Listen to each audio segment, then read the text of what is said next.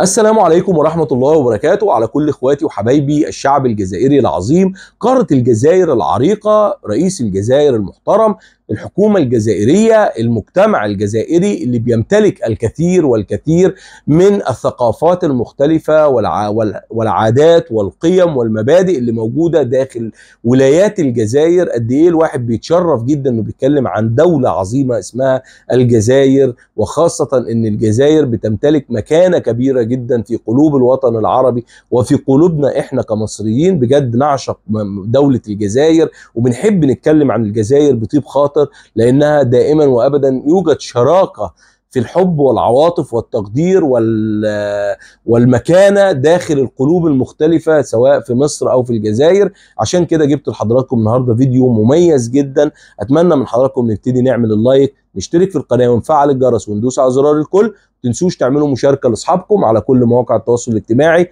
ويلا بينا نسمع تفاصيل فيديو النهاردة. اتفضلوا معايا. جوي مباشر يربط الجزائر العاصمة بمدينة غوانغجو الصينية، أحد أكبر المراكز الاقتصادية والتجارية في القارة الآسيوية والعالم. وربط الجزائر مباشرة بهذه المدينة يحول الجزائر حسب محللين إلى جسر استراتيجي في حركة المبادلات بين أفريقيا والصين، خاصة وأن الجزائر تسعى لتكون محورا لوجستيا إفريقيا متكاملا على المستوى الاقتصادي. هنا يأتي ذلك في وقت تشهد فيه الجزائر جهودا متواصلة لتنويع اقتصادها وتخفيف اعتماده على المحروقات. نعود من جديد إذن للتفاصيل إلى الجزائر مباشرة وإلى مراسلنا محمد جرادة. إذا محمد، هل يمكن أن نقول أن هذا التطور الأخير المتعلق بمساعي ربط خط جوي مباشر بين الجزائر والصين هنا، أو مدينة اقتصادية صينية هامة، يأتي في سياق ربما العلاقات الاقتصادية المتطورة في الفترة الأخيرة بين البلدين؟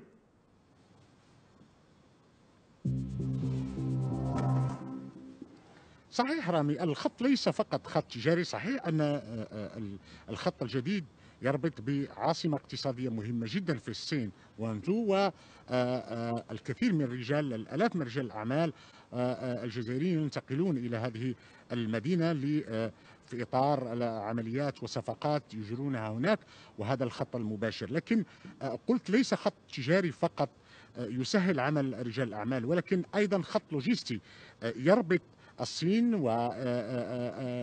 وافريقيا وايضا اوروبا من خلال الخط الجزائري الى غايه افريقيا.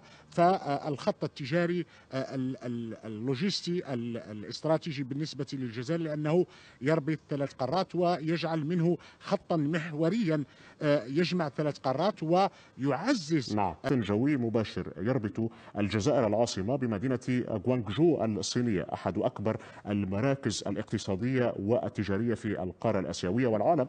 وربط الجزائر مباشرة بهذه المدينة يحول الجزائر حسب محللين إلى جسر استراتيجي في حركة المبادلات بين أفريقيا والصين، خاصة وأن الجزائر تسعى لتكون محورا لوجستيا إفريقيا متكاملا على المستوى الاقتصادي. هنا يأتي ذلك في وقت تشهد فيه الجزائر جهودا متواصلة لتنويع اقتصادها وتخفيف اعتماده على المحروقات. نعود من جديد إذن للتفاصيل إلى الجزائر مباشرة وإلى مراسلنا محمد جرادة. إذا محمد، هل يمكن أن نقول أن هذا التطور الأخير المتعلق بمساعي ربط خط جوي مباشر بين الجزائر والصين هنا، أو مدينة اقتصادية صينية هامة، يأتي في سياق ربما العلاقات الاقتصادية المتطورة في الفترة الأخيرة بين البلدين؟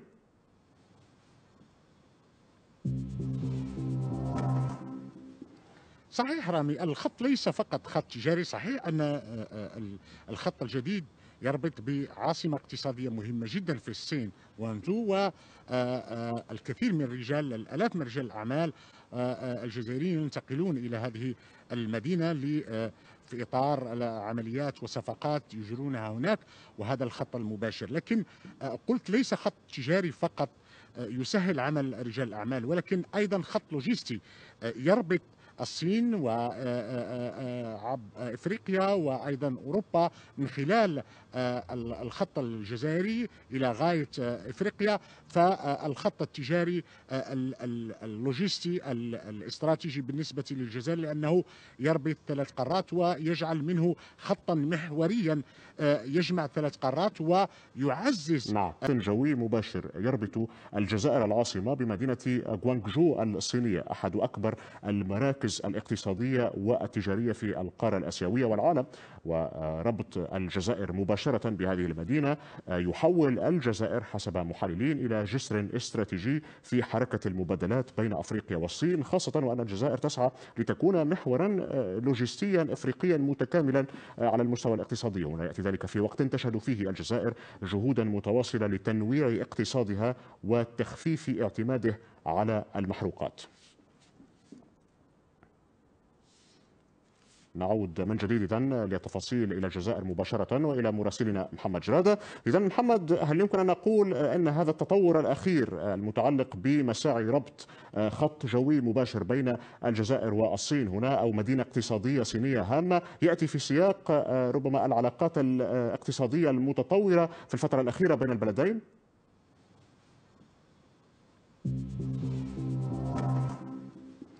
صحيح رامي، الخط ليس فقط خط تجاري. صحيح أن الخط الجديد يربط بعاصمة اقتصادية مهمة جدا في الصين وانزو، والكثير من الآلاف من رجال الأعمال الجزائريين ينتقلون إلى هذه المدينة في إطار عمليات وصفقات يجرونها هناك، وهذا الخط المباشر. لكن قلت ليس خط تجاري فقط يسهل عمل رجال الأعمال، ولكن أيضا خط لوجستي يربط الصين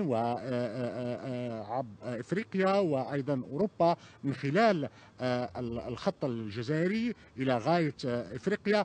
فالخط التجاري اللوجستي الاستراتيجي بالنسبه للجزائر، لانه يربط 3 قارات ويجعل منه خطا محوريا يجمع 3 قارات ويعزز. نعم. جوي مباشر يربط الجزائر العاصمة بمدينة غوانغجو الصينية، أحد أكبر المراكز الاقتصادية والتجارية في القارة الآسيوية والعالم.